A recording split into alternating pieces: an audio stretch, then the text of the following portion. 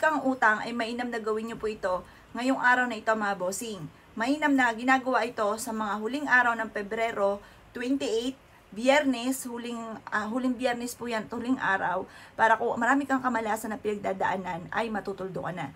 Kung halimbawa naman gusto nyo na sumalubong na masaganang pamumuhay, gawin nyo naman po ito ng unang araw ng Marso. Yan. Or kaya unang Martes, unang Biyernes.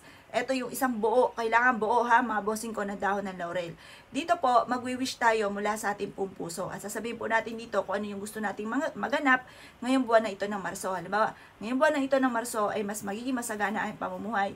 Hindi na ako mamroblema sa pera at lahat ng aking mga pinapangarap ay aking makakamtan. Ganon ang mga pag-wish na walang gamit na sana, direct to the point.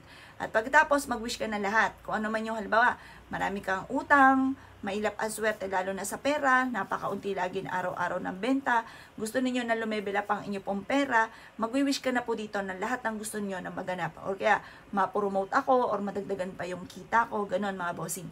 Pagkatapos niyo po mag-wish, eto po ay kumuha po kayo ng parang katangan po niya, lalo na po yung bato na nagmula sa inyo pong bakuran. Tapos, siya po ay ibibilad nyo sa sinag ng araw hanggang alas 8 ng umaga.